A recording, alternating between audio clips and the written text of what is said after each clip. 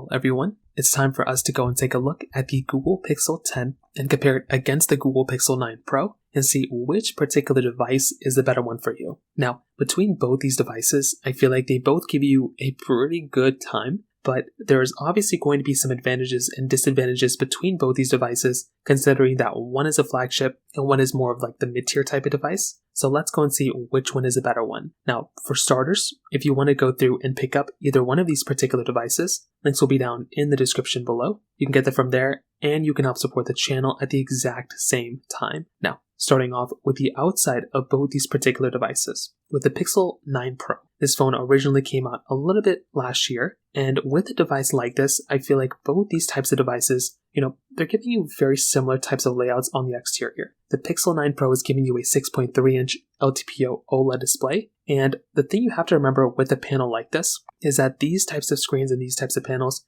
do give you like a fairly interesting type of layout, because neither one of these are necessarily perfect, but they're going to be giving you still like a good type of layout that's not really going to super crazy. This phone is giving you 3000 nits of peak brightness. It's giving you 120 Hz display as well. And I feel like from that side, that's some really important stuff to keep inside of a device too. If you're going to go through and, pick up a device of some sort, I feel like those are really important things to keep in mind there. So with something like a Google Pixel 9 Pro, this type of device is still giving you a pretty good layout. It still is looking good for the most part, and there isn't really that much to hate on here for the most part, in my personal opinion. With the Google Pixel 10, this phone is giving you a very similar type of layout. The Pixel 10 is giving you a 6.3-inch OLED display. So this phone is going to be giving you the same size display, but the technology is a little bit different. The Pixel 10 is going to be giving you that, OLED display versus an LTPO OLED display. So there is a slight difference, but it isn't really like the biggest deal of all time. And still with something like the Pixel 10, it still is a very good phone, and it still is going to be giving you a great type of display. But with something like a Google Pixel 9 Pro, I feel like this display probably would be a little nicer because it is an LTPO display.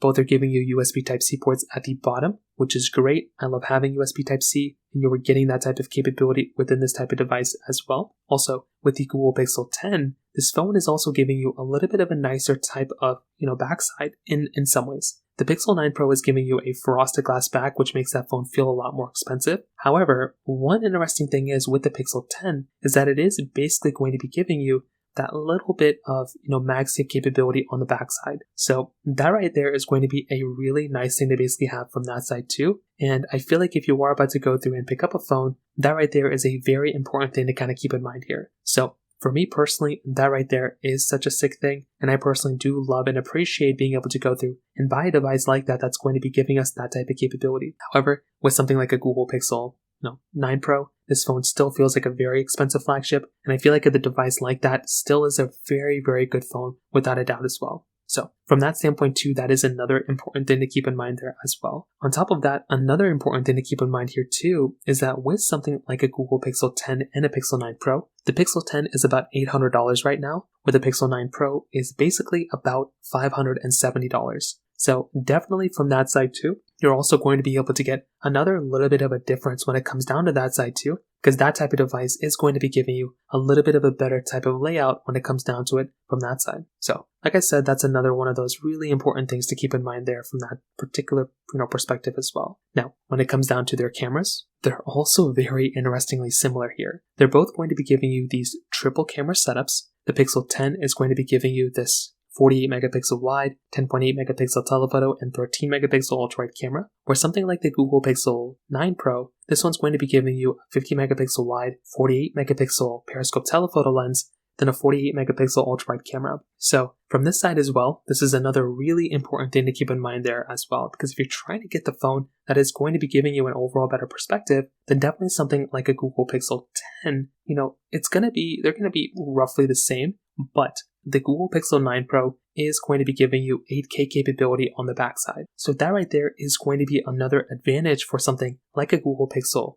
Google Pixel 9 Pro. The Pixel 10 is still a good camera for the most part, but if you're trying to get the better one in most ways, then definitely something like a Google Pixel, in this particular situation, the 9 Pro is probably going to be the one that's probably going to be giving you an overall better type of experience. So from that side as well, I think that's another one of those really important things to keep in mind there for the most part. Again, it isn't the biggest deal in the world, but like I said, if you're trying to go through and pick up the device that is going to be giving you an overall better experience, then without a doubt, it probably makes a lot of sense to go through and buy something like a Google Pixel 9 Pro. So from that side, that kind of covers it up there as well. On top of that, another important thing to keep in mind here too is software longevity. Now, as at this point, I would probably say that both these phones are probably going to be supported with software very similarly with each other, but the Pixel 9 Pro is probably not going to last as long as something like the Google Pixel 10. So if we're going to take a look at both these devices, I think there's a very high chance the Google Pixel 10 is probably going to be the phone that's probably going to be lasting probably for the longer period of time here, which would make total amount of sense because that type of device is going to be the one that is probably going to be the longer lasting one here. So that's typically what just kind of ends up happening. So if you are about to go through and pick up a device, then that's essentially what's going to be happening in this particular situation. In terms of battery life, they're both also pretty similar. They're only like 270 milliamp hours difference, but the Pixel 10 is going to be giving you that bigger size battery. So from this side as well, if you're trying to get the battery,